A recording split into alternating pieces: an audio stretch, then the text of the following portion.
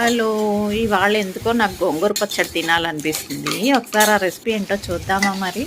ఏం లేదు as usual పాన్‌లో పోపు దినుసులన్నీ వేసుకొని, కొంచెం ఎండుమిరపకాయలు, పచ్చిమిరపకాయలు, కొత్తిమీర కూడా యాడ్ చేశాను ఫ్లేవర్ కోసము.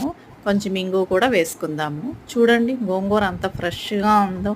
కడిగి నీట్‌గా ఆరపెట్టేసుకుందాం. ఈ వేగిపోయిన పోపు దినుసులు ఇవన్నిట్లో చిన్న రోట్లో వేసుకొని, కొంచెం ఉప్పు, వెల్లుల్లిపాయలు వేసి రెడీగా ఉంచుదాం చల్లారుతుంది. ఈ ఖాళీగా ఉన్న ప్యాన్లో కొంచెం ఆయిల్ వేసి కొంచెం కొంచెంగా గోంగూర వేయండి. వేసి బాగా ఫ్రై అయ్యేలాగా చూడండి. పచ్చి వాసన పోవాలండి. ఆయిల్లో కొంచెం బాగా వేగితే టేస్ట్ కూడా అంతే బాగుంటుంది.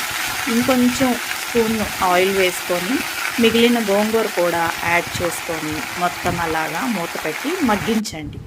ఈ మగ్గే లోపల మనం కొంచెం జీలకర్ర యాడ్ చేసుకొని దీన్ని బాగా కొంచెం పౌడర్ అయ్యేలాగా మ్యాష్ చేసుకుందాం.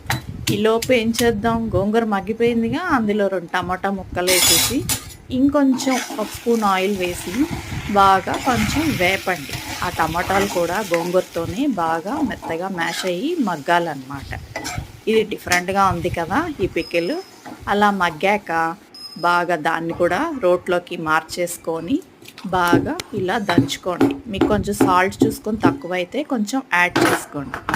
ఇలా బాగా మ్యాష్ అయ్యాక అసలైన టేస్ట్ ఉండాలి కదా మరి, అందుకే ఉల్లిపాయలు యాడ్ చేద్దాం. ఉల్లిపాయలు కొంచెం ఎక్కువ ఉంటే నాకు బాగా ఇష్టం, అందుకే ఉల్లిపాయలు ఎక్కువ వేసుకొని మిగిలి కొంచెం కొంచెం అలా కచ్చా పచ్చాగా దంచి రెడీగా ఉంచుకోండి.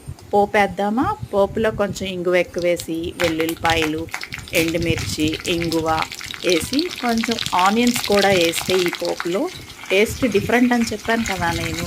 ఆనియన్స్ కూడా వేసేసి కొంచెం బాగా వేయించండి.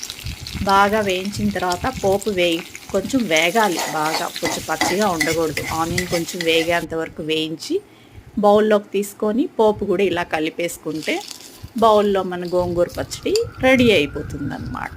ఇప్పుడు గోంగూర పచ్చడితో పాటు ఇంకా వేరే మెనూ కూడా రెడీ చేసుకున్నాం. అదేంటో చూద్దాం ఒకసారి.